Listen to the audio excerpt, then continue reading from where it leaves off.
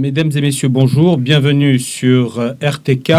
Et aujourd'hui, à l'occasion de la Journée internationale des droits de l'homme, nous avons l'honneur de recevoir un des représentants du peuple kurde, Monsieur Manan, qui est le coordinateur du Comité de solidarité internationale pour les droits nationaux du peuple kurde. Monsieur, bonjour. Bonjour, je vous remercie beaucoup de votre invitation. C'est la première invitation, j'espère, sera une rencontre fructueuse en espérant qu'on fera beaucoup de choses pour nos deux peuples sans État.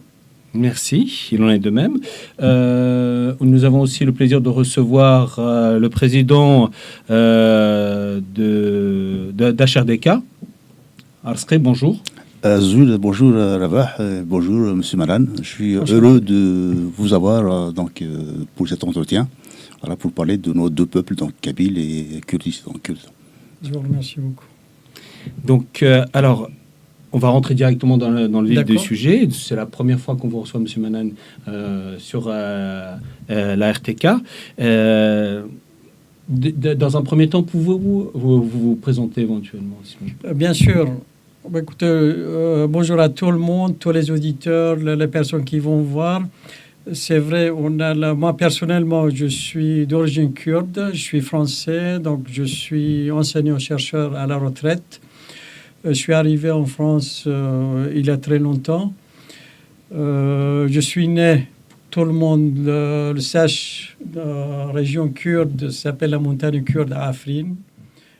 J'ai vécu là-bas, j'ai étudié, donc c'est en Syrie. Malheureusement, actuellement, c'est occupé par la Turquie. Donc ça, c'est pour moi. Mes parents, c'était des agriculteurs. Afrin, c'est une région très riche.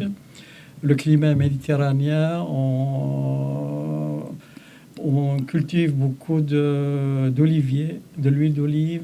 Si vous avez entendu parler du savon d'Alep, en fait, à l'origine, ça venait de chez les Kurdes, l'huile. Donc, c'est vraiment une région très riche, avec les grenades, les fruits, il y a tout ce qu'il faut. Il y a le blé, et surtout à Alep, c'est une ville historique. Je pense que c'est l'histoire de l'humanité. Et la cuisine, elle est délicieuse, que ce soit les pâtisseries, tout ce qu'on veut bien. Donc, autre chose, donc, pour le peuple kurde, malheureusement, c'est comme on a les deux peuples, comme le peuple berbère ou amazique ou kabyle, donc on est dans la même situation. Les deux grands peuples qui n'ont pas d'État, par exemple le peuple kurde, malheureusement, on est dans cet État, c'est dû à une injustice internationale après la Première Guerre mondiale. Les vainqueurs de la Première Guerre mondiale, les Français, les Anglais, les Allemands, etc., lorsqu'ils ont vaincu l'Empire ottoman et les Allemands, ils ont partagé l'Empire ottoman. En partageant l'Empire ottoman, donc il a eu d'abord un traité, c'était le traité de Sèvres, pour qu'il y ait un État pour les Kurdes, les Arméniens, les Turcs. Et à l'époque, les Turcs, les Arméniens, il a eu le Parti du Progrès, travaillent ensemble pour qu'il y ait des États démocratiques, libres. Mais malheureusement, Atatürk, il a fait un coup d'État. Il a changé sa veste, donc il a forcé les Alliés à changer le traité de Sèvres. Il a eu le traité de Lausanne, qui était en 1923. 23, c'est ça, oui. Donc du coup, depuis là, on a créé des États artificiels. On a créé 4 États artificiels, la Turquie, l'Irak, la Syrie et l'Iran. Et ce qui fait le peuple kurde était oublié. Si on regarde actuellement la population du peuple kurde, on a plus de 40 millions d'habitants. Or, si vous regardez les États-Unis, au niveau des États-Unis, on a 149 États. Et ces États, seulement un tiers de ces États ont plus de 40 millions d'habitants. Donc, vous voyez l'injustice qu'on a. Vous parlez des Nations Unies, bien entendu. Absolument. Donc, ce qui fait autre chose, si on regarde le peuple kurde, le pays, le Kurdistan, donc actuellement, il est partagé entre la Turquie, le sud-est de Turquie, le nord de Syrie, l'est, le nord de l'Irak et l'ouest d'Iran. Enfin, ce qui fait absolument la surface, la superficie du Kurdistan, ça fait 500 000 mètres carrés, soit plus grand que l'Allemagne. Vous voyez, cette injustice. Une autre injustice, si on regarde ces peuples, le Kurde, c'est parmi les plus anciens peuples de la région. C'est le descendant des Mèdes, ça fait 1000 ans avant Jésus. 1000 ans avant les Jésus. Or, si on regarde les Turcs, ils sont venus d'Asie centrale, 1000 ans après Jésus-Christ. Donc la Turquie, l'Anatolie, c'était donc c'est le pays des Kurdes, des Arméniens, des Grecs, etc., des Assyriens. Donc c'est 1000 ans après Jésus-Christ que les Turcs sont venus, c'est des envahisseurs. Si on regarde les Arabes en Syrie et en Irak, ils sont venus après l'islam. C'est au 7e siècle après Jésus. Donc vous voyez cette injustice. Or, les peuples d'origine, ils n'ont rien. Ils n'ont pas d'État. Autre chose, si on regarde les langues, les Kurdes, ils ont leur langue. C'est une langue indo-européenne, très riche. Ancien, c'est la famille des langues iraniennes.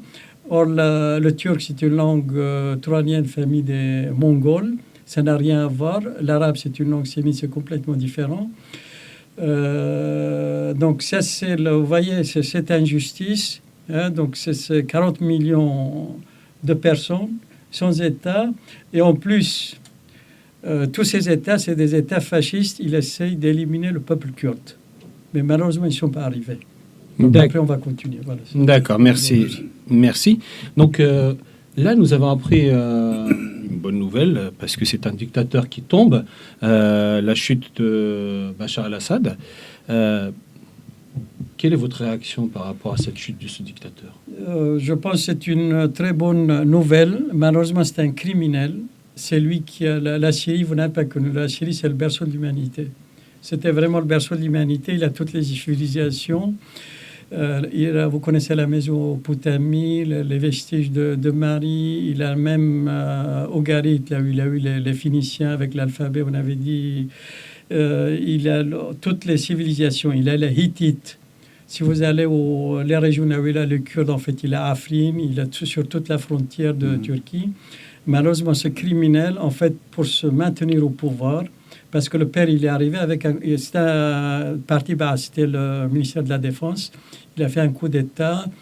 Dans les années 68, il est resté au pouvoir jusqu'à 2000. Après, le fils, il est venu, donc les Syriens, ils pensaient, surtout la femme, c'est quelqu'un de cultivé.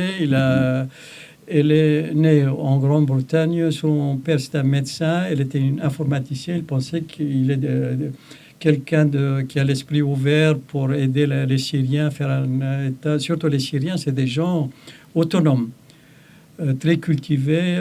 Ils travaillent. Il a des ingénieurs, des avocats. Ils ne sont pas des gens fainéants. C'est vrai. Mais malheureusement, c'était le contraire. Donc, pour se maintenir au pouvoir, qu'est-ce qu'il a fait ? Il s'est rattaché à l'Iran, avec le régime qui est devenu un régime religieux, extrémiste, etc. Donc, ils sont revenus au état de départ entre le chiisme et le sunnisme pour s'entretuer. Donc, il a pillé, il a violé tout. Donc, c'était vraiment une très bonne chose que ça soit parti, parce en fait, il s'est écroulé tout seul. Il s'est écroulé. Pourquoi il s'est écroulé tout seul ? Parce que, comme vous le savez, la Syrie, il a une grande partie qui est surtout le nord-est, c'est dans les mains des Turcs, les Turcs avec le soutien des Américains. Il a Idlib, qui a le soutien des islamistes et la Turquie. Il a 3 zones kurdes qui sont occupées par la Turquie. La Turquie, en fait, c'est des criminels. Ils ont occupé toutes les régions kurdes. L'histoire, elle est longue. En fait, quand il a eu Daesh, etc., c'est les Kurdes qui sont battus. D'abord, les Daesh est parti d'Irak. Ils ont commencé, après, à Mossoul, ils ont pris Mossoul. Après, à côté de Mossoul, il y a les Kurdes yazidis. Ils sont allés là-bas, comme c'est des non-musulmans. Il a dit tout était permis. Ils ont violé, ils ont kidnappé. Bref, ils ont volé, ils ont tué je ne sais pas combien. Et après, ils sont venus en Syrie. Et en Syrie, là, c'est les Kurdes qui sont battus. Les Kurdes, il a eu plus surtout, vous devez vous rappeler de Kobané. Il a eu des grands combats. Absolument, oui. Et les Kurdes, ils ont vaincu. avec l'aide, ils ont vaincu. À ce moment, la Turquie a eu peur parce que tous ces terroristes, les islamistes, les fascistes qui sont venus d'Europe ailleurs, etc., ils venaient par la Turquie. La Turquie, qu'est-ce qu'il a fait? Pour empêcher les Kurdes à unifier leur région, la région kurde, c'est tout le nord sur la frontière turco-syrienne. Il a Afrin, qui est tout à fait à l'ouest, là où je suis né. Après, il a Bab, Jarablos, là où il a l'Euphrate qui entre en Syrie. Ensuite, il a le Sarikani, etc. Donc, il est venu au milieu pour, en fait, empêcher les Kurdes, soutenir le Daesh, empêcher les Kurdes à unifier leur région. Ça, c'était en 2016. Donc, la Turquie a ouvert les frontières pour inonder l'ensemble du Kurdistan, enfin la partie turque du Kurdistan. En Syrie, tous ces terroristes, ils venaient en Syrie pour se battre. Pour eux, ils allaient se battre, piller, etc. Et en ce qui concerne les Kurdes? En fait, les Kurdes, ils sont opposés contre ces islamistes, etc. Donc, et leur région, ils étaient dans leur région. Ils voulaient gérer, qui pratiquaient leur langue, administrer, etc. Et la Turquie, comme la majorité des Kurdes sont en Turquie, ils les a empêchés pour unifier leur région. Donc, la Turquie est venue avec les armées, il a empêché ça, c'était en 2016. Et ensuite, la Turquie a continué. En 2018, il est venu là où je suis né, ça s'appelle la montagne kurde, d'ailleurs dans toutes les langues. En arabe, c'est le Jabal Kurd. En turc, Kurdar, en français, dans toutes les cartes, parce que la Syrie, c'était son mandat français. Donc, tout est clair. Il est venu. Et à ce moment, il faut le savoir aussi, la Turquie, c'est la deuxième armée de l'OTAN. C'est très armé avec les aviations, etc. Donc, il a bombardé vraiment ces criminels avec toutes les armes modernes, etc., pour forcer la population à quitter leur région. Les fermes, etc. Qu'est-ce que tu veux faire? Donc, tu te sauves. Une fois qu'ils sont partis, il a empêché de revenir. Et après, qu'est-ce qui s'est passé? Avec les criminels séparés, les Iraniens, les Russes, le Syrien, lui, c'était leur esclave. Il a eu un accord de Damas pour faire venir certains Syriens qui se battaient à Damas de Ghouta avec les familles de ces terroristes pour prendre les villages, les fermes, les maisons des Kurdes. Donc, ils ont occupé. Après, ils ont empêché les Kurdes de venir. Les Kurdes sont allés où? Il a une ville historique qui s'appelle Saint-Siméon, qui est une grande cathédrale chrétienne. Entre Alep, il a la région de Terrafat, qui s'appelle le Shaba. Les Kurdes sont là-bas dans des camps. C'était empêché de revenir. Il avait plus de 200 000, etc. Ils étaient là-bas, ils n'avaient rien. Et depuis, c'est la terreur. Donc, la Turquie, il a mis ses criminels. En fait, ils n'ont ni loi ni rien du tout, parce qu'avant, ils n'avaient pas que les Kurdes. C'est vrai, la population, c'était 100% kurde. La montagne kurde, ça s'appelait d'ailleurs dans toutes les cartes. Mais il y avait d'autres Syriens qui étaient réfugiés, parce qu'on pouvait vivre à Alep, ils se battaient dans les autres régions. Donc, il avait des chrétiens, d'autres arabes qui vivaient ensemble. Et ça n'a pas plu à la Turquie. Du coup, elle est venue pour casser tout. Donc, elle les a occupés. Il a mis ses mercenaires islamistes criminels qui n'ont ni loi ni... Et après, ces mercenaires, en fait, ils l'envoyaient en Libye, ils l'envoyaient à Azerbaïdjan, etc., même en Afrique, pour se battre. Et du coup, depuis, jusqu'à maintenant, c'est sous l'occupation turque. Et du coup, ce qui se passe actuellement, c'est vrai, le Bachar, il est parti, c'est une bonne chose pour tous les Syriens. En fait, c'est écroulé. Pourquoi c'est écroulé? L'histoire est longue, mais juste une parenthèse pour comprendre. Comme je disais, la richesse de la Syrie, en fait, il avait un peu de pétrole, là où actuellement la région dans les mains des Kurdes. C'est au nord-est, il avait des céréales, c'est la Mésopotamie, il cultivait du coton parce qu'il a l'Euphrate. Donc là, la Syrie n'a pas, c'est les Kurdes avec les Américains qu'ils ont. Au désert, il avait du phosphate, donc il n'a pas. Il avait de l'huile d'olive, etc. dans la région des Kurdes, Idlib, il en avait ça. Donc, en fait, la Syrie n'a plus rien. Donc, le régime, il mendiait. Il vivait de la mendicité. En fait, la location, la Russie, il payait les locations pour les ports. Les bases militaires. Les bases, oui. Il a quelques bases à Tartus sur la Méditerranée. Ça s'appelle Tartus. Et il a d'autres bases, etc.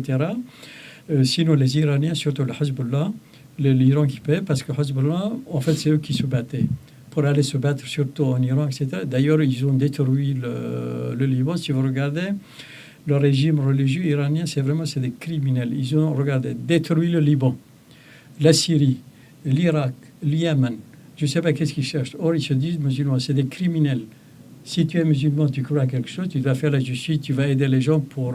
C'est pas pour détruire, ils ont tout détruit. Bon, pour revenir au régime actuel, donc actuellement, le régime s'est écroulé tout seul. Les gens qui se disent, donc s'appellent Hayat Tahrir Sham, c'est-à-dire c'est une organisation, un mélange d'anciens Qaïda, Daesh, etc. Mais ce qui est bien, en fait, moi j'ai suivi, hein, donc ils ne font pas les exactions qu'a fait Daesh ou Qaïda. Alep, pour le moment, il a de l'eau, il a de l'électricité, ils n'ont pas coupé.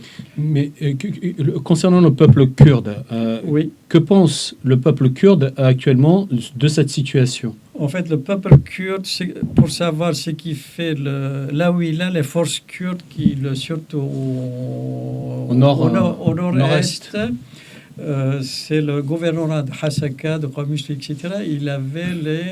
C'était des neutres, le Kurde. En fait, ils ne se battaient pas contre le régime, il avait, etc. Et comme les fonctionnaires du régime, les militaires sont sortis, c'est eux qui assurent le pouvoir dans la région qu'ils gouvernent. Dans les autres régions, les régions kurdes étaient occupées par la Turquie. Par exemple, quand il a eu ces militaires qui sont arrivés à Alep, tout de suite, Turquie, là où il avait les réfugiés kurdes dans la région d'Alep, qu'est-ce que la Turquie, tout de suite, a envoyé ses mercenaires islamistes pour forcer ces populations, ces réfugiés qui étaient kurdes, pour aller dans d'autres régions. Donc il a fait ça. Et actuellement, ce que fait la Turquie, une fois que Tahrir Sham il a pris le pouvoir à Damas, en fait, il a pris tout, lui, il s'est enfui. Et la Turquie, actuellement, il se bat. Il arme ses mercenaires, ils se battent contre les Kurdes dans la région de Jarablos. Donc actuellement, ça continue absolument, oui. D'accord. D'ailleurs, on ne parle pas des peuples kurdes, on parle du peuple kurde. C'est le peuple kurde. Il n'y a qu'un seul peuple kurde. Absolument. Il y a des gens qui disent... Non. La langue, c'est la même langue.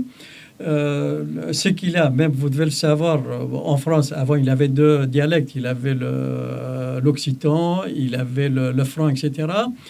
Avant l'enseignement dans les universités, c'était en latin. Oui. Après, ils ont unifié.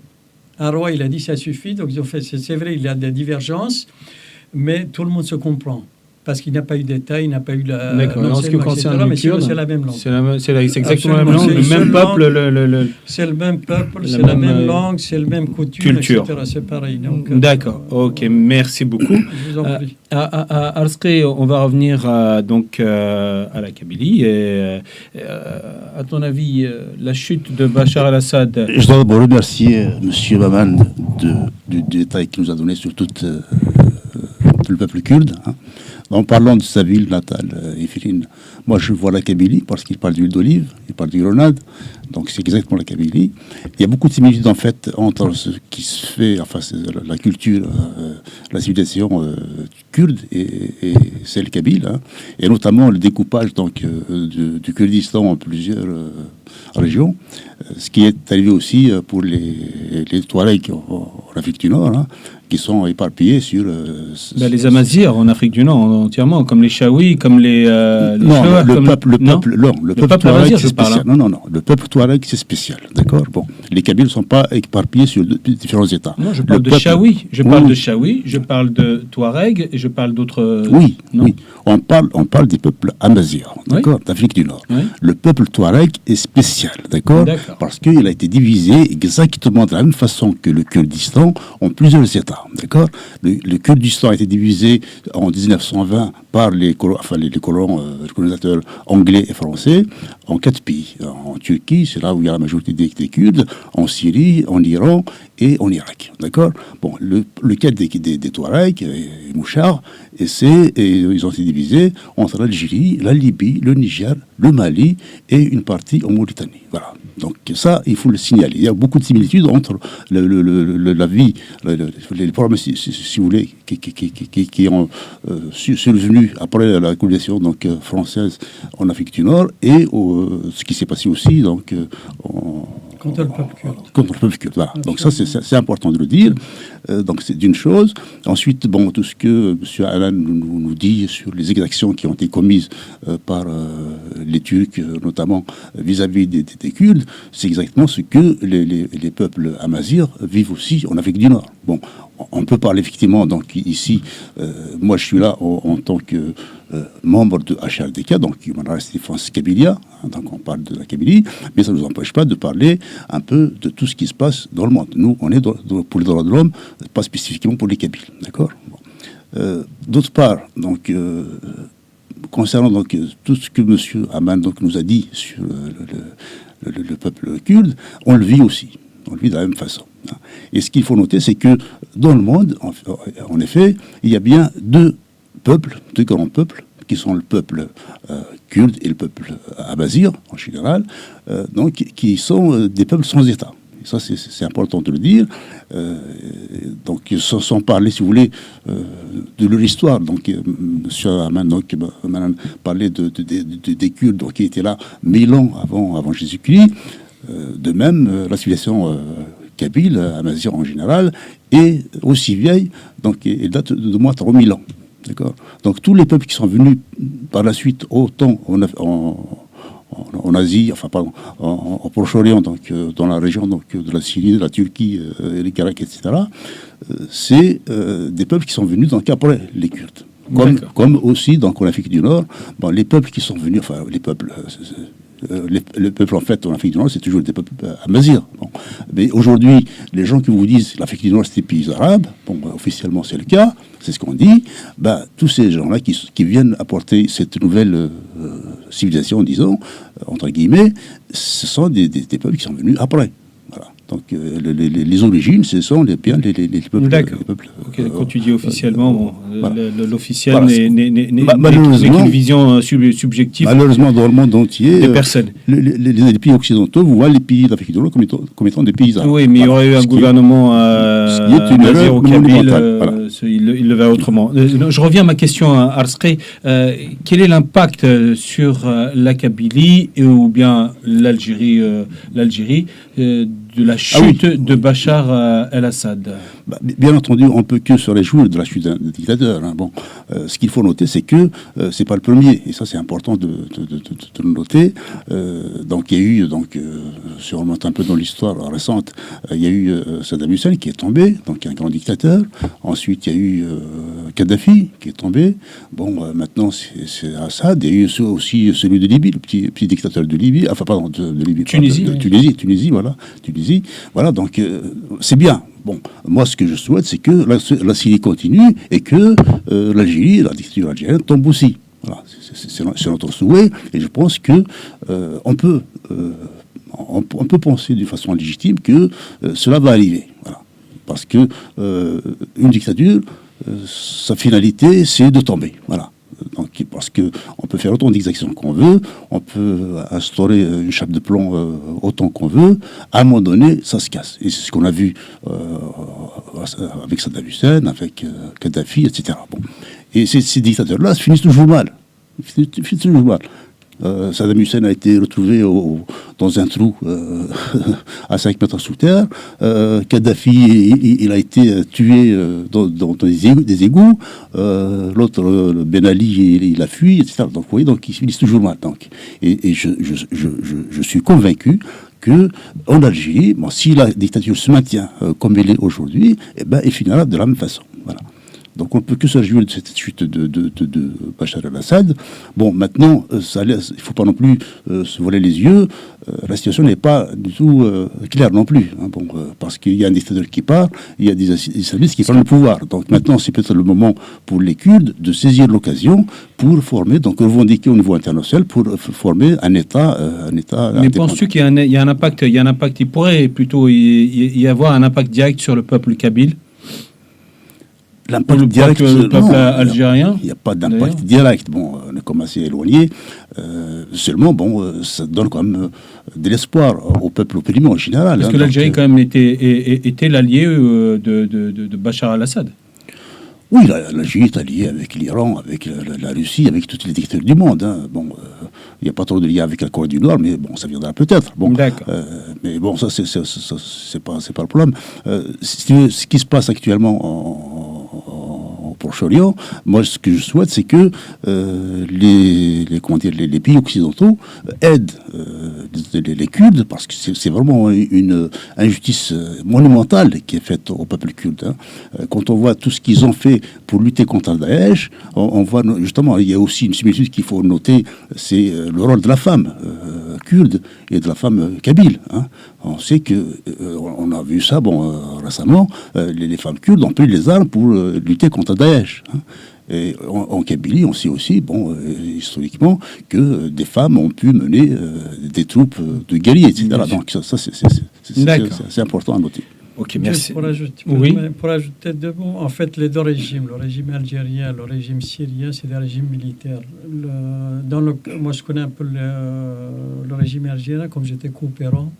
Pendant 6 ans, je connais un peu. J'ai vu malheureusement, l'Algérie, c'est un grand pays, très riche, naturel, il a du gaz, il a des intellectuels, des gens très compétents. Ils peuvent, c'est peut-être comme le paradis. Si vous regardez actuellement les pays du Golfe, moi je suis allé voir, ils ont développé, regardez les Émirats, etc.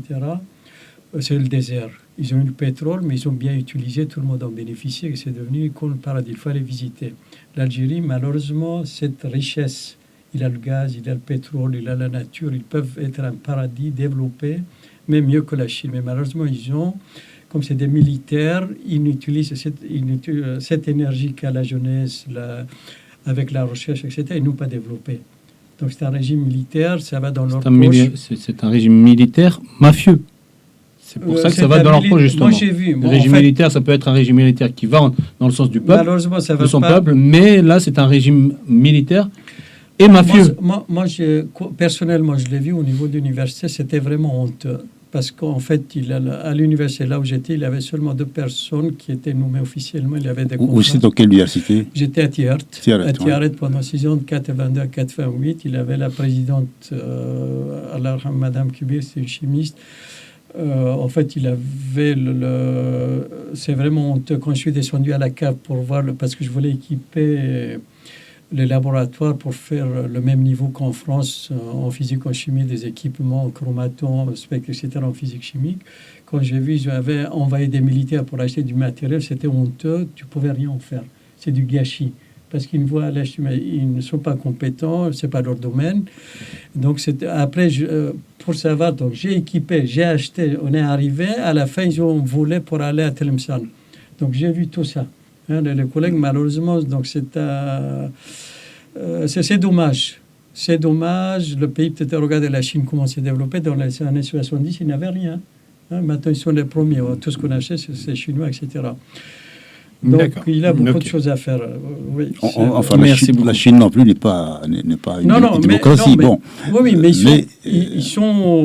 ils aiment leur pays, ils développent. Tout ce qu'on achète, c'est chinois. En Algérie, qu'est-ce qu'il a comme produit chinois développé, effectivement. Ça reste un pays moyenâgeux, c'est clair. Ça reste quand même un pays moyenâgeux qui ne produit pas, mais qui essaie de consommer, mais qui ne produit absolument pas. Là, on va passer à une autre question. Il y a de plus en plus dans le monde des violations graves des droits humains. Et les peuples sans État sont les premières victimes de ces faits. Le peuple kurde et le peuple d'ailleurs kabyle est dans cet état-là de victimes. Pouvez-vous éventuellement nous parler de ces violations et de ce qui vous en fait, ces violations sont vraiment flagrantes dans le cas du peuple kurde. En fait, c'est malheureusement, comme j'ai déjà dit, le peuple kurde, le peuple kabyle, on était des gens bons, on avait l'esprit ouvert. On pensait qu'il avait de la place pour tout le monde. Mais malheureusement, c'est vrai, vous avez un seul ennemi. C'est les régimes militaires, ou je ne sais pas, arabes, etc. Mais nous, on en a 4. 4 régimes fascistes. Les Turcs, les Arabes, les personnes, donc que ce soit religieux ou militaires, ils veulent carrément éliminer les Kurdes. Ils ne veulent pas. Ils n'admettent pas la différence. Or, la nature, c'est divers. Quelle que soit l'idéologie, etc., normalement, dans la nature, c'est comme ça. Il y a de la place pour tout le monde. Mais eux, par exemple, il a eu, si on prend les Kurdes sont révoltés après la première guerre mondiale, lorsque leur pays était partagé. Il a eu le Cheikh Saïd en 1921, il a eu la République d'Ararat en 27-30, il a eu le Dersim.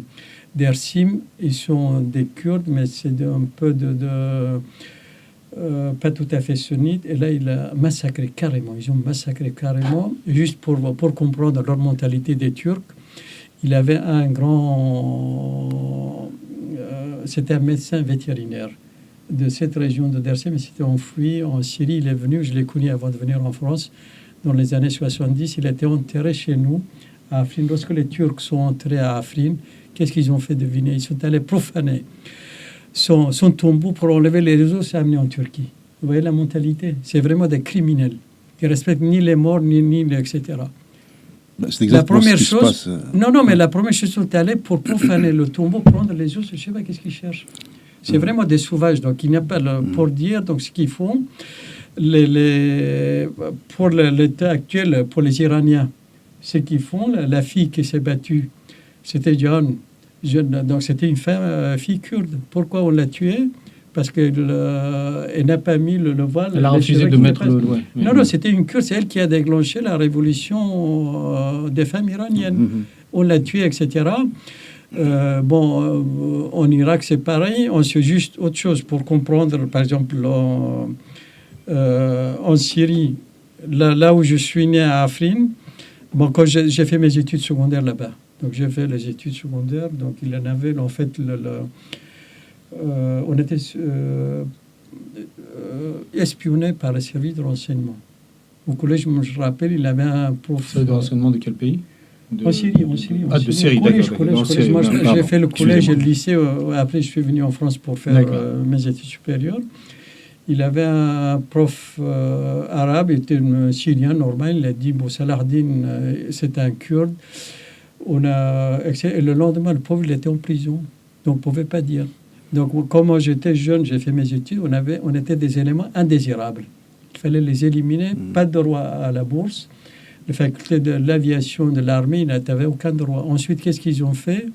Ils ont arabisé les noms. Par exemple, mon village s'appelle Matina, c'est un nom kurde. C'est devenu, ils pensaient, les idiots, que ça venait de français, la matinée. Donc, ils ont mis Doha. Donc, c'est complètement débile. Un enfant, tu ne peux pas lui donner un nom kurde. Tu ne peux pas parler, les gens, etc. Et le pire qu'ils ont fait dans la région... en fait, comme j'ai dit, les Kurdes le pays était partagé. Si on prend la région kurde actuellement entre la Syrie et l'Irak, ils sont sur la frontière. Qu'est-ce qu'ils ont fait? Pour isoler les Kurdes de Syrie, de Turquie et d'Irak, ils ont amené des Bédouins du désert. Ils ont mis sur la frontière la région qui est riche en pétrole, à 10 km sur toute la frontière pour isoler les Kurdes. C'est des Bédouins. Et ces Kurdes, qu'est-ce qu'ils sont devenus? Ils ont déchu de leur nationalité. Tu n'as aucun droit. Tu ne peux pas vendre. Tu peux acheter des apartheid. Aucun droit. Et après la révolution 2011, on leur a donné le droit pour dire on a reconnu. Donc, ils n'avaient aucun droit. Et c'est arrivé en 1973. Vous voyez? Tu n'as aucun droit, etc. 50 ans. Oui. Donc, tu n'as aucun droit. En Turquie, qu'est-ce qu'il a fait les Turcs, le régime turc? Donc, en fait, il déplace les Turcs de la région. Les Kurdes, c'était surtout le sud-est. Il les a interdits de parler. Il n'a pas de langue. Donc là, c'est le minimum de droits humains. Au tribunal, tu ne peux pas parler. Même actuellement, les maires parce qu'ils sont kurdes, il a fait démissionner, etc. Parce que tu es kurde, il t'accuse de tuer de PKK ou tuer, etc. En fait, c'est ce qu'on a aussi chez nous. Donc, il y a bien une tentative de totalement effacer la langue kabyle, la langue amazigh en général. Tu n'as pas le droit. Non. Chez nous, l'État essaie de le faire. Seulement, on résiste. Donc, il n'y a pas les gens qui parlent dans la rue. Il y a aussi tous les artistes qui s'expriment et utilisent absolument leur langue maternelle. Donc, ça, c'est important. Je pense que les Kurdes aussi font de la création dans leur langue. Et c'est ça qui est important. C'est que si la dictature vous empêche d'utiliser votre langue, eh ben, il y a toujours des moyens de contournement de faire vivre cette langue.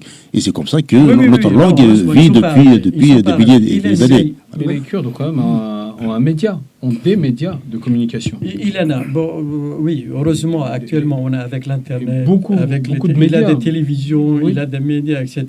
Il a la prise de conscience. Avant, c'est grâce aux nouvelles technologies, l'Internet, etc. Oui, il a les télévisions, les satellites.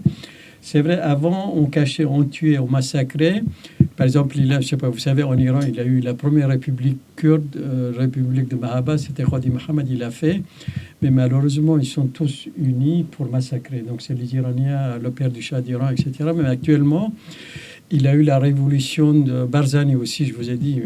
Malheureusement, c'est le criminel Boumediene. C'était le traité d'Alger en 1975. Il a réconcilié le Shah d'Iran avec Saddam Hussein sur le dos des Kurdes. Les Kurdes ils pensaient qu'avec tous l'Algérien qui sont battus pour leur liberté, etc., contre la France, qu'il allait penser aux Kurdes. Malheureusement, non. En fait, il y a une chose dont on n'a pas parlé jusqu'à maintenant qui est importante, c'est la notion musulmane. Ça, c'est important. Ce qui fait le lien entre Boumediene, l'Iran et Saddam Hussein, etc., c'est l'islam. Voilà. En fait, il y a une idéologie arabo-musulmane. Donc les Iraniens ne sont pas arabes, mais on les met un peu dans le même lot, hein, pour imposer, revenir un peu à un État, comment dire, à une communauté, la Oumma islamia, qui irait comme dans le temps de la Turquie, hein, et même au-delà, donc dans les pays européens, jusqu'en Autriche, pour aller donc couvrir toute cette partie-là jusqu'en Afrique du Nord. Donc c'était l'Empire ottoman dans le temps. Donc là, ils ont toujours, ces régimes aujourd'hui, ont toujours en tête de recréer cet empire. À mon avis, voilà. C'est des hypocrites, ça n'a rien à voir avec la... Moi, je connais bien non, mais ils utilisent. Ce qu'ils disent, mais c'est l'hypocrisie. Le Shah d'Iran, c'était pas musulman, il massacrait, il avait le savak, etc. Mais Boumediene aussi n'était pas vraiment un intégriste. Il a fait, je crois, l'école... Il a fait l'Azhar, il a étudié. Oui, il a étudié au Caire, là, oui, c'était pas vraiment un... Attends, le Caire, comme c'est le fief des frères musulmans, je suis désolé. Il a été biberonné à la bonne source, je suis désolé. Non, Saddam Hussein, en fait, il mélange le nationalisme, etc.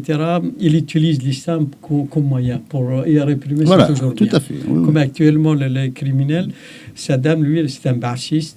Ils s'en foutaient carrément de l'islam, etc. Le Shah d'Iran a tué aussi. Mais quand il y a, comme tu dis, on est des musulmans, etc., pour la poudre aux yeux, pour utiliser l'islam contre les peuples, contre le Kurde. Même le Kurde, celui qui se révoltait, s'appelait Mullah Barzani. C'était quelqu'un de très pieux, etc. Tu avais des chrétiens qui vivaient avec lui, des juifs, quelqu'un de très bien. On pouvait même Khadi Mohammed, c'était... Oui, mais il n'y a pas de problème à ce que quelqu'un soit pratiquant, pieux, etc. Ça ne pose aucun problème. Hein. Donc on peut très bien être musulman et puis respecter les autres religions. En Kabylie, on connaît ça, il n'y a pas de souci là-dessus. Seulement les gens qui aujourd'hui instrumentalisent l'islam, c'est à des fins politiques. Hein. Mais bien sûr. Tous ces gens-là, les Boumediene, tous les gens qu'on a eu chez nous, on les connaît, on connaît leur vie. C'est des gens qui sont plutôt de mœurs plutôt légères. Hein. Boumediene, on connaît la vie de Boumediene, on connaît... Voilà. D'accord, merci messieurs. Il faut vraiment qu'on avance parce que sinon on va arriver à 3 heures d'émission et là c'est trop. Arsrey, justement la même question sur les violations graves des droits humains qui se font de plus en plus intenses et fréquentes dans le monde, notamment sur le peuple kabyle. Oui, maintenant, pour parler du peuple kabyle, effectivement. Rapidement. Donc il y a une accélération depuis ces dernières années. Hein. Donc les Kabyles, en fait, si on remonte un petit peu, les revendications remontent au moins à 70 ans depuis la crise berbériste dite berbère de 1949. Voilà. Donc depuis ce moment-là, il y a un malaise en Algérie, chez les nationalistes algériens, sur la question berbère. Ça, donc c'est connu. Maintenant, depuis avril les 80, donc depuis le printemps à Mazir, donc de 80, il y a donc une demande qui est plus forte, donc de respect de la démocratie, des droits humains, etc. Depuis 2001, les choses sont aggravées parce qu'il y a eu un massacre en Kabylie qui fait que le fossé qui existe entre le régime algérien et la Kabylie se creuse de plus en plus, hein, et davantage depuis l'arrivée de Tebboune à la tête du régime algérien. Je crois qu'il n'y a jamais eu autant de prisonniers kabyles, de prisonniers politiques. Là, le régime algérien actuellement... Ou identitaires, prisonniers kabyles politiques ou identitaires. Il a dépassé toutes les limites. Hein. On n'a jamais eu, dans un seul procès, 50 condamnations à mort. Ça n'est jamais arrivé. Même du temps des Français, il n'y a jamais eu de condamnation, autant de condamnations à mort. Pour la même affaire. Mais pour réduire cette sentence à Guy, le nombre de condamnés à 38.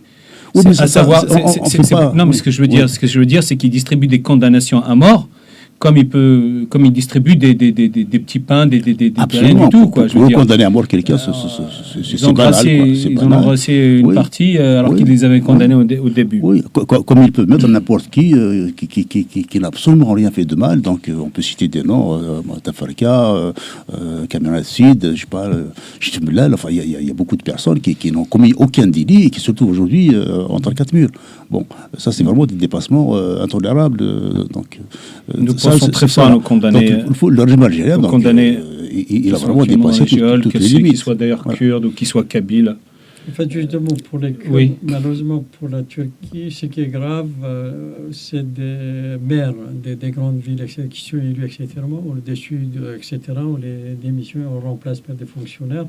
Pourtant, ils sont élus, il n'y a rien. On va les accuser. Vous faites partie du parti des travailleurs de Kurdistan, etc.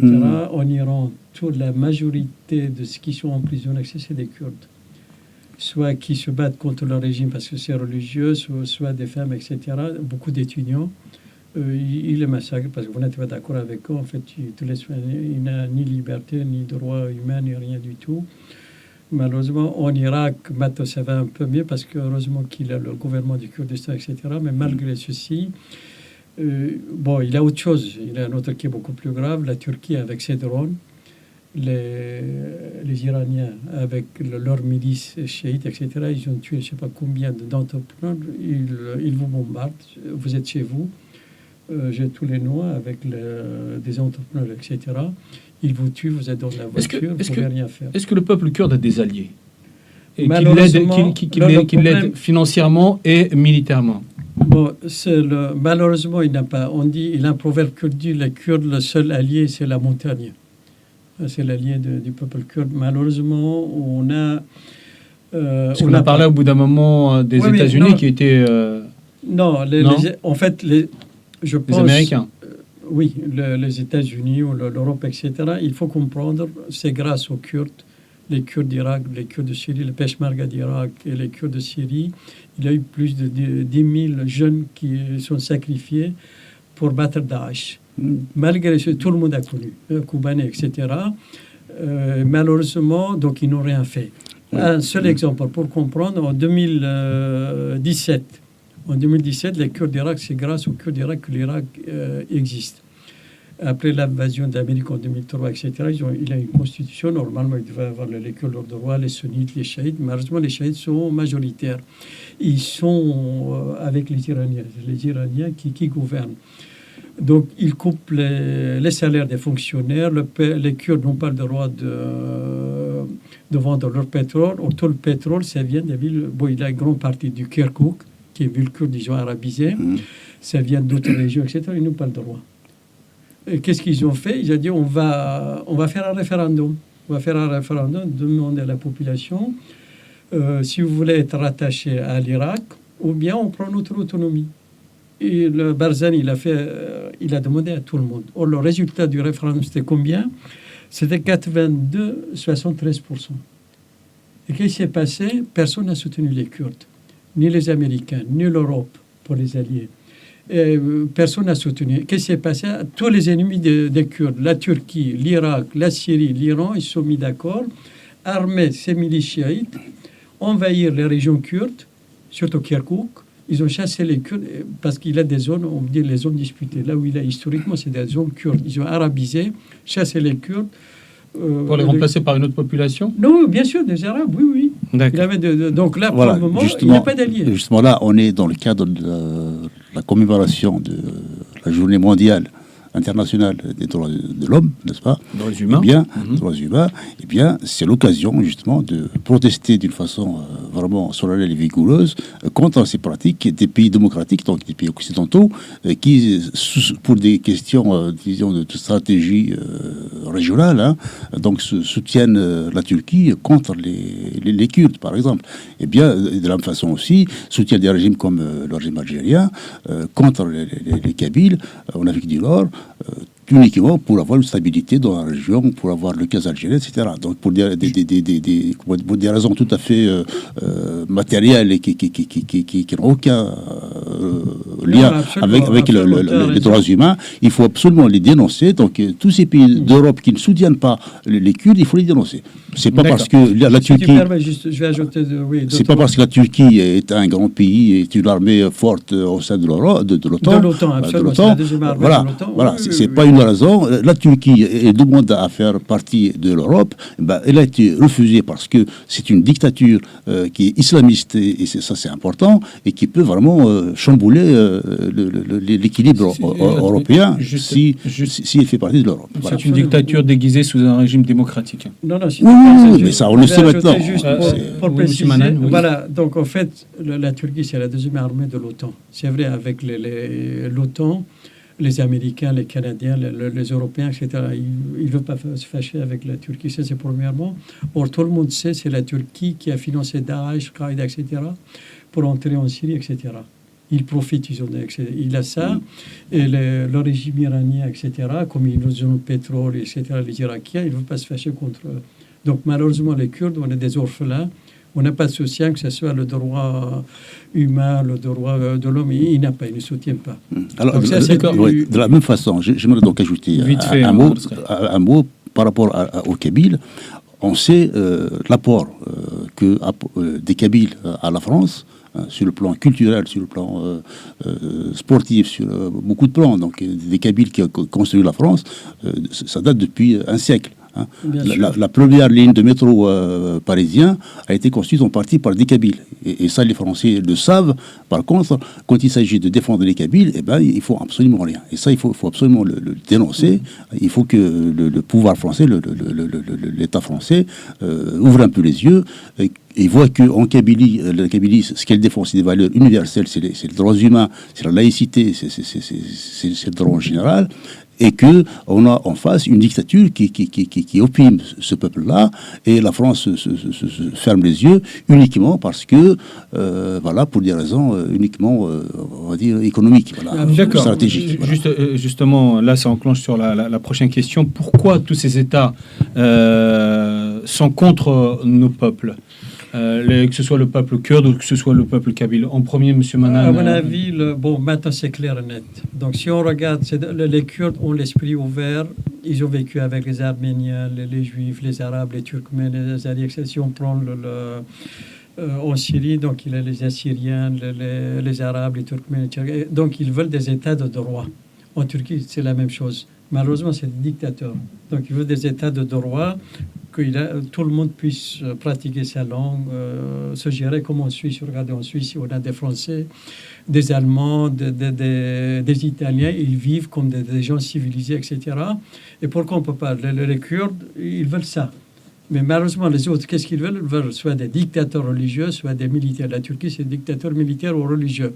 Ils veulent des États islamistes, sunnites. L'Iran, islamiste, chiite. Et les Kurdes, c'est des laïcs. Ils veulent le droit pour les femmes, pour les minorités, pour les langues, pour les religions, etc. C'est pour ça qu'ils ne veulent pas. Et tout le monde est contre les Kurdes. D'ailleurs, la Turquie, pourquoi attaque Vous pensez qu'ils ne veulent pas justement d'un État kurde, parce que tout simplement, c'est des laïcs, parce qu'en fait... C'est un peuple laïque, c'est juste pour ça? Non, il a ça parce qu'en fait, les Kurdes, ils veulent changer tout. C'est vrai, le Kurde... Qu'est-ce qu'ils veulent changer? Les Kurdes sont sur les 4 pays. En Turquie, ça fait plus de 20 millions. Ils n'ont aucun droit. En Syrie, tout le nord de Syrie, autour de 4 millions. Oui, mais excusez-moi, ils sont sur 4 pays, mais c'est leur pays à eux.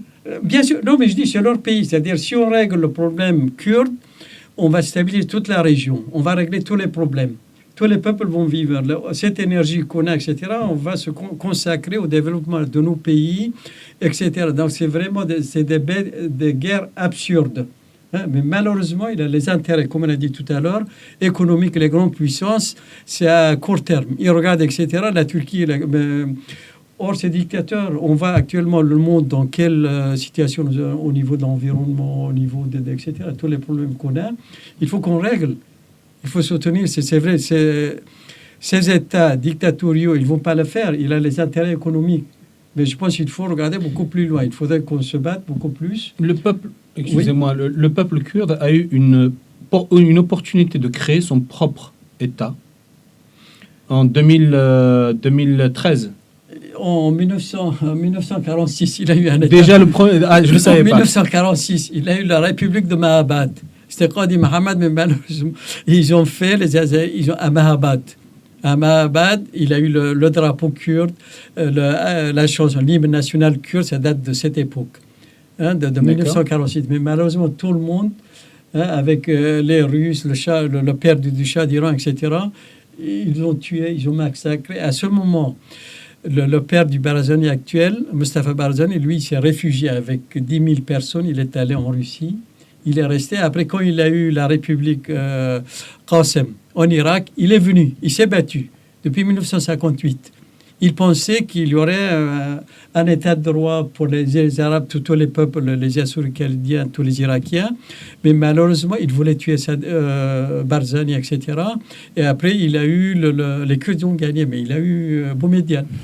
Avec le Shah d'Iran. C'est la même similitude encore entre le Kurdistan et les Amazirs d'Afrique du Nord. Bon, voilà. Je voulais juste la prochaine question. Mais ce que je veux dire par là, pour rester sur le peuple kurde, mais qu'est-ce qui s'est passé en 2013 pour ne pas avoir saisi cette opportunité? Parce que les Kurdes étaient armés, avaient été connus des instances internationales et du monde entier. Qu'est-ce qui s'est passé à ce moment-là pour qu'il n'y ait pas la formation de cet État kurde? Moi, je disais, le drame du peuple kurde, c'est vraiment international. Le Kurde, on peut rien reprocher aux Kurdes. Ils sont combattus, ils sont des gens, ils ont l'esprit ouvert. Avec tous les peuples de la région, avec les chrétiens, ils vivent ensemble. Ils sont battus contre Daesh. Vous savez combien? Plus de 10 000 personnes, des jeunes filles, des garçons, ils sont battus. Pour qui?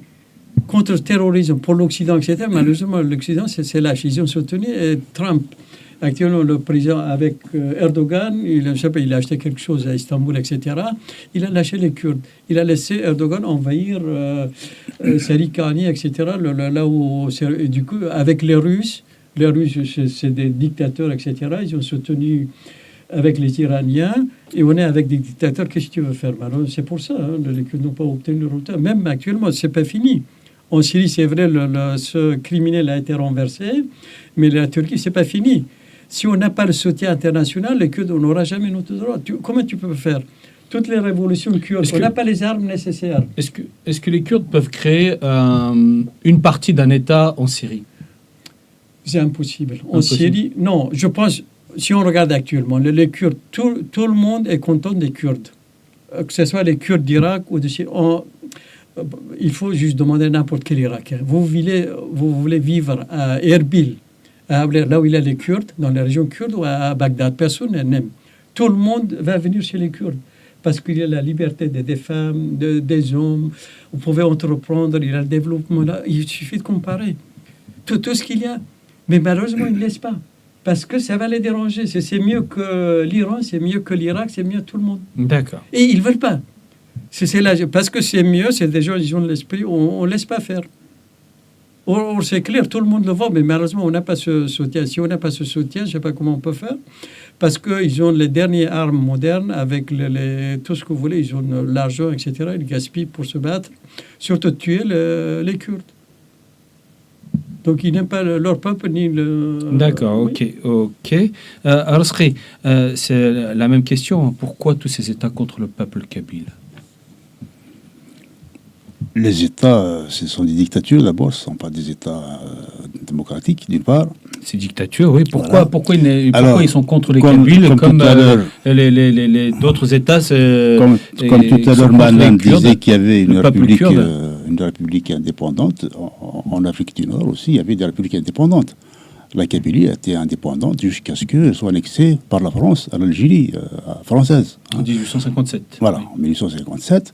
Et au Maroc, il y a pas loin, c'est pas si loin que ça, il y a à peine un siècle, il y a eu une république indépendante du Rif. Du Rif, oui. Voilà, donc ça existe. Les Touaregs, ils ont été indépendants jusqu'à ce que la France, je sais pas, en 1850, vienne les embêter. Voilà. Donc ces peuples-là, ils ont toujours, enfin à un moment donné, ils ont été quand même sur leur terre indépendants. Voilà. Ensuite, donc c'est ce qui a foutu en l'air de tout cela, c'est la colonisation. Donc en Afrique du Nord, c'est la France. Hein. Au Proche-Orient, c'est les Anglais et les Français. Voilà. Et donc depuis, on n'en sort pas, quoi. Maintenant, ces pays-là qui étaient colonisés donc sont devenus indépendants, mais ils ont laissé le venin en fait de la division. En fait, ils ont coupé, ils ont fait des découpages qui n'ont aucun sens de ces peuples-là, qui fait que chaque peuple devient minoritaire chez lui. D'accord, mais en ce qui concerne les Kabyles, les Kabyles ont eu à faire face à plusieurs ennemis à l'intérieur, même après l'indépendance. N'oublions pas que c'est Abdel Nasser qui n'a jamais voulu de Kabyles au pouvoir en Algérie et qui a armé Boumedienne, qui a armé Ben Bella, qui a armé toute cette clique-là, sachant que l'armée à l'intérieur était complètement lessivée, fatiguée. Non. Alors explique-nous. Nasser n'a pas ce pouvoir-là, je suis désolé. Il faut se rappeler que Nasser, il faut se rappeler que Nasser a baissé la culotte devant les Israéliens en 1967 et qui s'est mis à pleurer à la télévision égyptienne. Ça, c'est devant les Israéliens. Oui, devant les Kabyles. Non, il ne faut pas faire de Nasser quelqu'un qui n'a pas cette grandeur-là, je suis désolé. Qui c'est qui a fourni les armes? La seule raison pour laquelle les Kabyles, enfin les Kabyles aujourd'hui, ont ces soucis-là avec ce régime-là, c'est que en 62, il y a eu un remplacement des maquisards, des personnes qui ont mené la guerre de décolonisation, donc ils ont mis la France dehors, et ces gens-là ont été écartés par une junte donc, qui est venue de l'extérieur, devenue des frontières, qui était bien armés, donc, parce qu'ils avaient accumulé des armes, etc. Parce qu'il y avait eu quand même des chars. Boumedienne, lorsqu'il est rentré à Alger, il est rentré avec des blindés. Quand même. Oui. Mais ça, il y a quand même, ce n'est qu'un État qui peut fournir ce genre d'armement.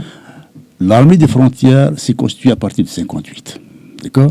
À partir du moment où De Gaulle est venu au pouvoir, ces gens-là ne préparaient que l'après-guerre. D'accord ? Donc, tout l'argent que fournissait la Fédération de France, qui est notamment, enfin, majoritairement kabyle, donc tout cet argent donc, que ramassaient, donc, que cotisaient les Kabyles de France, il allait pour armer l'armée des frontières. Hein. Et ce qui s'est passé en 59, par exemple, quand il y a eu l'assassinat d'Amirouche, il allait justement réclamer des armes. Parce que les armes n'arrivent pas de Tunisie ni du Maroc. Voilà. Donc ces gens-là, cette armée des frontières, et c'est bien armé pendant plusieurs années, et en 62, ils avaient vraiment un armement suffisant pour prendre le pouvoir. Donc c'est ça qui... Donc on ne peut pas reprocher à Nasser ou je ne sais pas qui, c'est interne. C'est au niveau de l'Algérie qu'il y a eu une trahison, un coup d'État en 62. Voilà. Et on vit aujourd'hui les méfaits de ce coup d'État. D'accord. Donc, on va passer à une autre question. Hein. Comment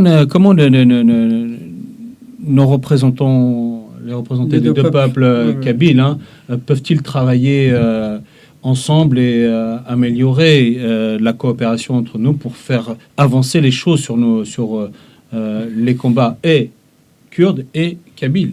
À mon avis, la tâche, elle est lourde. Mais on peut arriver parce qu'on a un combat juste. C'est des combats légitimes. Nos deux peuples sont victimes internationales d'une injustice. Or, si on regarde les autres peuples, on doit avoir nos droits nationaux, de pratiquer notre langue, gérer nos affaires, etc. C'est les bases des droits de l'homme.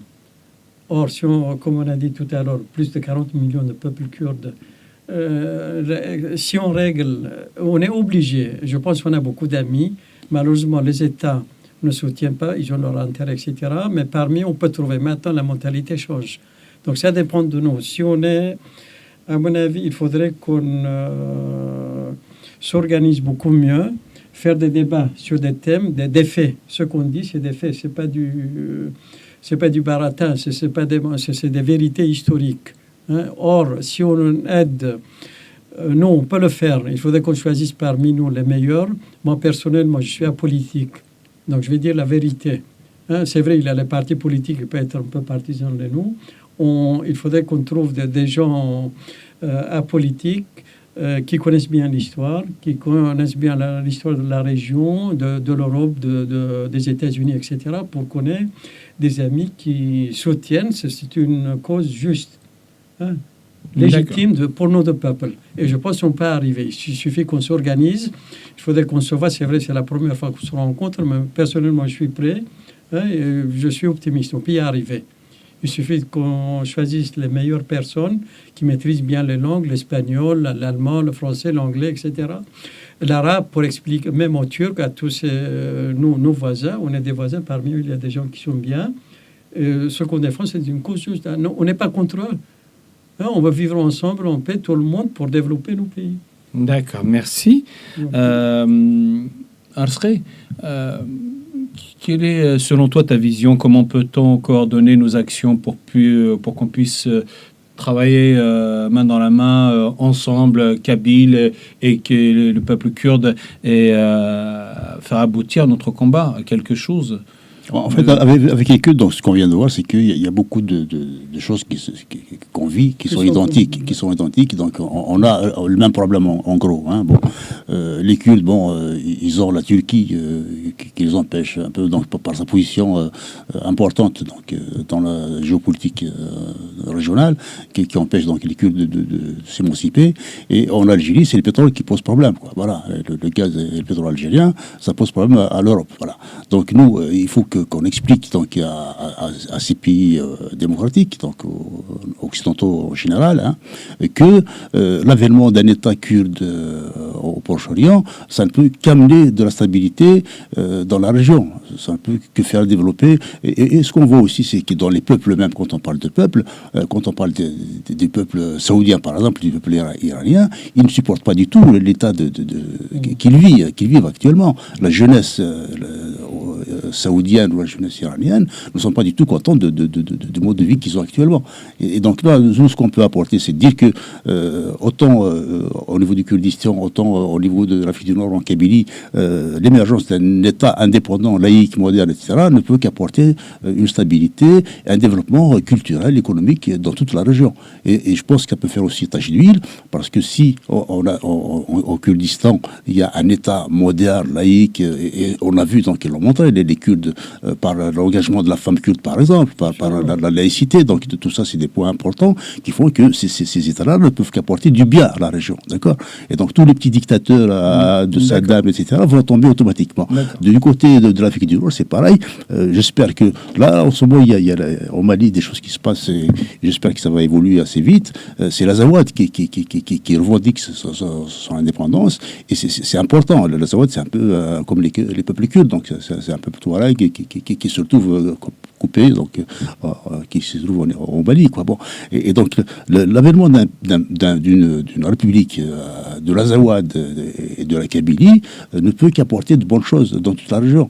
Ça va permettre aux gens une ouverture d'esprit pour dire voilà, on n'est pas contraint absolument de subir l'arabo-islamisme, mais on peut vivre comme des États modernes avec des jeunes qui n'ont pas que seul objectif d'aller travailler en Europe, d'aller se faire exploiter par les pays européens, mais plutôt des gens qui vont avoir un avenir dans leur pays, qui vont étudier, on a toutes les ressources économiques, énergétiques et intellectuelles, si vous voulez, pour qu'il y ait une vie viable, tout à fait.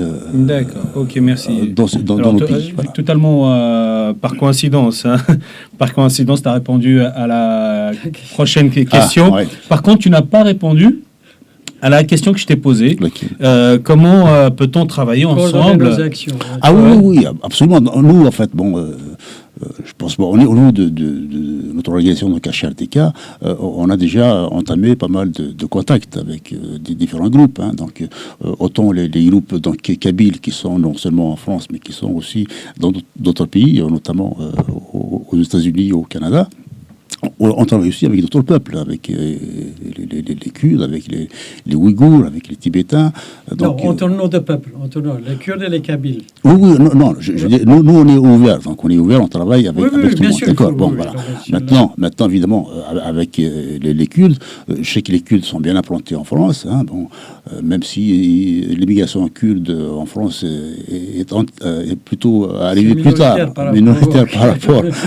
Voilà. Je ne peux que féliciter les Kurdes de France pour avoir donc cette activité, cette organisation. Donc ils sont bien organisés et je pense que en travaillant ensemble, on peut s'enrichir mutuellement. Voilà.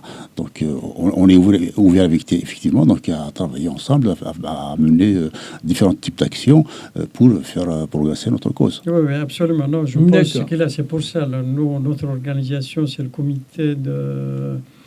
Moi, je suis coordinateur du comité international. Parce que la diaspora kurde, on a pas mal. On a aux États-Unis, au Canada, en Australie. C'est pour ça moi, j'ai déjà contacté. On a pas mal de personnes, des gens vraiment cultivés, etc., qui ont pris conscience qu'on a une injustice internationale contre notre peuple. Donc, personne ne peut nier. Hein? On est victime de cette injustice. Donc, tous ces États sont des États artificiels. Donc, pour la question finale, est-ce que si on a nos droits, ça va changer quelque chose ou ça va empirer? Donc ça va améliorer. Pourquoi ça va améliorer? Si on prend le cas des Kurdes, actuellement, on a, donc, comme on a dit, on est en Syrie, on est en Turquie, on est en Irak, on est en Iran. Seul le peuple kurde que peut régler, parce que c'est un peuple qui est ouvert, il est laïque, il a pour les droits des femmes, de l'environnement, etc. Donc il exige des états de droit. Hein? Si on a des états de droit, on respecte les langues de tous les peuples, pas seulement les Kurdes, ce n'est pas pour les Kurdes seulement, pour les Assyriens, les Chaldéens, les Juifs, les Arabes, les Turkmènes, les Azaris. En Iran, vous savez, il y a combien de peuples? Il a les Kurdes, les Balouches, les Azaris, les Pashtuns, il a les Persans, il a les Arabes, il a tous ces peuples. Ils sont devenus, ils n'ont pas le droit. Donc seuls les Kurdes, ils peuvent régler. C'est pour ça, si c'est réglé en Syrie, pour le moment, heureusement, l'Irak est catalysé un peu. On voit déjà les Kurdes, comment ils font. Tout le monde aime vivre à Erbil qu'à Bagdad. Si on règle en Syrie actuellement, j'espère que ce sera réglé, c'est contagieux. Ça va aller en Turquie et après en Iran. Donc si on règle, on va stabiliser toute la région. C'est dans l'intérêt. D'abord, pour la région, ça va la prospérité. C'était l'histoire de l'humanité. Comme on a dit tout à l'heure, lorsqu'on parlait de Sumérie, là, il y a eu la découverte de l'écriture, la Mésopotamie, Babel, etc. Les civilisations ont commencé ici. Donc, on peut faire plein de choses. Ensuite, au niveau d'humanité, au niveau international, donc que ce soit les grandes puissances, ils ont un droit moral de nous aider pour regarder le problème qu'on a de l'environnement, tous les problèmes des guerres, etc. Tout ça sera éliminé parce que les guerres absurdes, regarde l'Iran, toute la richesse qu'ils ont. Ils ont détruit le Liban, la Syrie, l'Irak. Ils ont tout brûlé. Et le peuple iranien, c'est où? C'est dans la misère, comme l'Algérie. Oui. Qu'est-ce qu'ils font? Si on règle ces problèmes, donc c'est dans l'intérêt de tout le monde. Il faut qu'on soit soutenu. C'est pour ça qu'il faudrait qu'on se batte au niveau de nos amis. On a beaucoup d'amis. Hein. C'est vrai, c'est pas même les États, il y en a. Ils disent qu'on ne peut pas, mais je pense qu'ils sont conscients. Hein, comme il y a pas mal, on a maintenant pour le peuple kurde, ils sont conscients qu'il faut aider les Kurdes pour régler ces problèmes. Est-ce que le peuple kurde a pour aspiration de créer son propre pays, d'avoir son propre pays, donc actuellement non reconnu, qui est le Kurdistan, mais non reconnu par la communauté internationale? Est-ce qu'elle a vocation à être totalement indépendante et récupérer tout son territoire? Ça, c'est une utopie. Non, les Kurdes n'ont jamais voulu. Ils veulent des états de droit en Syrie, en Turquie, en Iran, en Irak. Comme actuellement, regardez l'Europe. Il y a un ensemble. Ils ont créé la communauté européenne. La circulation, la monnaie, les trains, les voies ferrées, etc. Il faut faire quelque chose de comme ça. Les Kurdes, ils n'ont jamais voulu enlever les frontières. Ils veulent avoir des états de droit. S'il y a des états de droit qui respectent, les Turcs respectent les Arabes, les Kurdes, etc., on peut vivre ensemble. On enlève les frontières actuellement en Syrie. Tu ne peux pas aller en Turquie. Tu as des murs, tu as barbelé. Tu traverses, tu es tué. En Iran, vous savez combien de personnes qui meurent entre l'Iran et l'Irak? Ça s'appelle les pauvres, ils portent sur leur dos, etc., pour vivre, des marchandises, etc. Si on enlève, c'est réglé. Donc les Kurdes n'ont jamais voulu de supprimer toutes les frontières. On peut donc ils n'aspirent pas à un État, non, un seul État indépendant. C'est impossible, personne ne voudra. Donc ils veulent des États de droit. S'il y a un État de droit en Irak, un État de droit en Iran, en Turquie, en Syrie, c'est fini, c'est réglé. D'accord. Mais c'est un peu exactement ce que nous on demande. Il y a des gens qui nous opposent le fait de dire bon, pourquoi on demande la dépendance de la Kabylie. Bon, sauf que la Kabylie c'est une entité homogène, donc avec sa culture, sa langue, etc., son histoire. Bon, rien ne nous oppose à cela. Une indépendance des gens du Sud, des autres régions voilà. Enfin, la Suisse, c'est bon, le sommet, c'est l'idéal. Mais il n'y a pas que la Suisse. En Espagne aussi, les gens sont assez respectés. Voilà. Et donc, en Algérie, en Afrique du Nord en général, parce qu'il n'y a pas que l'Algérie, voilà. Le fait qu'il y ait un peuple comme le peuple kabyle qui obtient sa indépendance, ça ne peut qu'apporter du bien. Et puis, les autres peuples, donc, ils y viendront le moment venu. Aujourd'hui, bon, les Chéhouis, par exemple, les Mouzabites ne sont pas prêts à demander leur indépendance. Eh bien, il arrivera le jour où la Kabylie sera indépendante et montera le chemin d'un pays démocratique, moderne, etc. Et ben, c'est tous ces pays-là, tous ces peuples-là, donc amazirs d'Afrique du Nord, vont aussi demander leur indépendance. Voilà. Oui. Et puis, vont faire en Afrique du Nord des États, donc respectant les droits de chacun, voilà, vivant totalement en harmonie. Voilà. Ils collaborent. Absolument. Actuellement, il y a l'Espagne, il y a la France, il y a l'Italie, mais c'est les mêmes, ils collaborent pour l'intérêt commun. Donc c'est comme ça. Donc, d'accord. Les Catalans, il y a des Catalans en Espagne et des Catalans en France. En France, oui. Les Basques, c'est pareil. Sauf que les Catalans demandent leur indépendance. Non, mais ils demandent. En fait, ils demandent plus d'autonomie. Ils demandent, etc. Ça, c'est sûr. Mais je pense. Ils ont demandé leur indépendance. Ça, c'est sûr. Je pense qu'il faut être réaliste. Il faut être réaliste. On ne peut pas supprimer ces frontières. Il faut être réaliste dans ce qui demande des Kurdes actuellement, des États de droit. Par exemple, en Syrie, ils n'ont jamais dit on va supprimer les frontières. Donc, on fait qu'on ait notre langue, qu'on gère nos affaires, etc. Mais on respecte les autres, les Arabes, les chrétiens, les Turkmènes. D'accord. En Irak, c'est pareil, ce qu'ils ont fait. En Turquie, ce qu'ils demandent. En Iran, c'est la même chose. Mais après, si un jour, ça arrive... ça, on ne sait pas, c'est plus lointain, mais les Kurdes ne demandent pas jusqu'à maintenant. Ils demandent des États de droit. Laïques, non religieux, que tout le monde puisse vivre ensemble. D'accord, parfait. Merci bien, monsieur. Nous arrivons au terme de cette émission. En tout cas, je vous remercie d'être venu et j'espère qu'il y aura d'autres occasions pour discuter et puis venir nous voir à RTK. Si vous permettez, je pense... Oui. C'est notre responsabilité d'expliquer. Parce que c'est vrai, jusqu'à maintenant, on ne se connaît pas. Les gens ne connaissent pas l'importance, l'impact de la solution. Si on résolve le problème kurde au Berbère, quel est l'impact au niveau international, au niveau régional? Ça, c'est notre rôle. Nous, surtout nous, on a de la chance, c'est vrai. Moi, personnellement, j'ai de la chance de parler la langue, etc. On peut expliquer à des Anglais, à des Espagnols, à des Français, des Arabes, etc., de nos amis, de comprendre ce qu'on défend. Ce n'est pas contre eux. C'est pour la justice, pour l'intérêt commun, même mondial. Donc, on n'est pas des fascistes, on n'est pas des criminels. Loin de là. Mais il faudrait qu'on s'organise un peu mieux. On a pas mal d'amis aussi. Moi, j'ai vu en France, on a pas mal d'amis. Mais il faudrait qu'on soit efficace. Si on est sérieux, documenté, etc., on aura beaucoup d'amis. C'est vrai, la tâche est lourde, c'est pas facile, parce que maintenant, les États, ils ont leur intérêt, ils ont leur... etc. Mais il faut se battre. D'accord, ok, merci bien. Juste un petit, très court, s'il te plaît, un petit dernier mot, parce que là, on est vraiment pris par le temps. Je pense quelques mots. Oui, je pense qu'il faut tenir compte de la conjoncture actuelle. Donc, il y a une mouvance globale dans le monde entier où les équilibres sont en train de se refaire. Hein.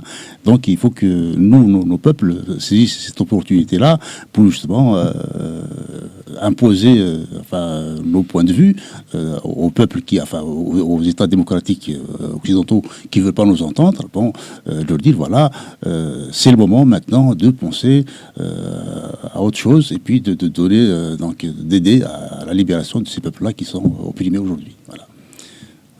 Voilà ce que je voulais dire.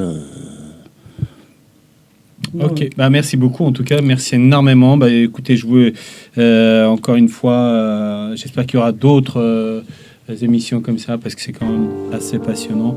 Et quant à moi, je dis à nos téléspectateurs kurdes ou kabyles, merci de nous avoir suivis. Et puis, il y a beaucoup encore de travail à faire. Il y a beaucoup de choses à faire. Moi, je suis prêt. On va faire le maximum, ce qu'on peut. Merci bien. À la prochaine fois.